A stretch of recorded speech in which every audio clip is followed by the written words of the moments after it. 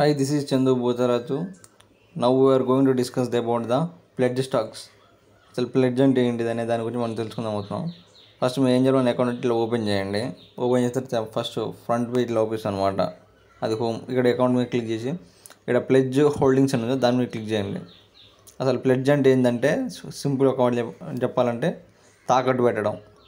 మన account shares ఇప్పుడు ఎన్ని చూసినా ఎక్స్ప్లోర్ అని చూసినా అవన్నీ టాప్ మోస్ట్ కంపెనీలో నేను ఏదైతే ఇన్వెస్ట్మెంట్ చేసినావు. సో ఇక్కడ ఏదైనా దాంట్లో ఒకటి భారత్ ఎలక్ట్రానిక్స్లో ఒకటి నేను అన్ని సింగిల్ డబుల్ ఉన్నాను అనమాట.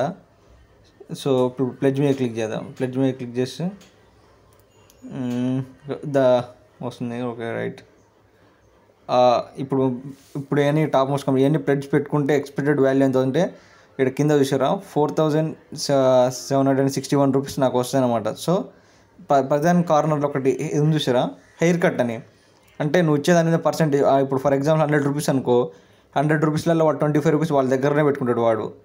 ఎందుకంటే ఆ స్టాక్స్ అనేవి అప్స్ అండ్ డౌన్స్ అవుతుంటాయి కాబట్టి. సో ఆ వచ్చిన మనీతోటి నీకు బ్యాంక్లో విత్డ్రా కావు.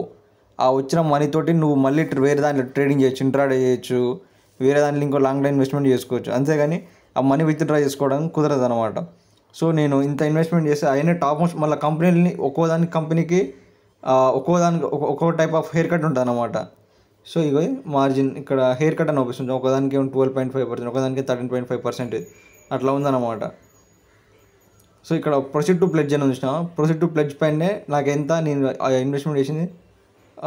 ఇప్పుడు దీని మీద రూల్స్ అండ్ రెగ్యులేషన్స్ ఎట్లుంటుంది, అప్రూవ్డ్ సెక్యూరిటీస్ అండ్ మార్జిన్స్, దీనికి సంబంధించిన రూల్స్ అండ్ రెగ్యులేషన్స్ అనేవి ఎట్లా ఉంటాయని, date of updates, valuation, SGBTF, నువ్వైతే స్టాక్స్ ప్లెడ్జ్ చేసి అంటే తాకట్టు పెడతావో దానితో నువ్వు ఫ్యూచర్ ట్రేడింగ్ అనే ఆప్షన్ ట్రేడింగ్ ఏదో ఒకటి చేయాలన్నమాట. అంతేగాని ఆ డబ్బులు నీ అకౌంట్లోకి క్రెడిట్ రావు అనమాట. So thank you. This Chandu బూతరాజ్.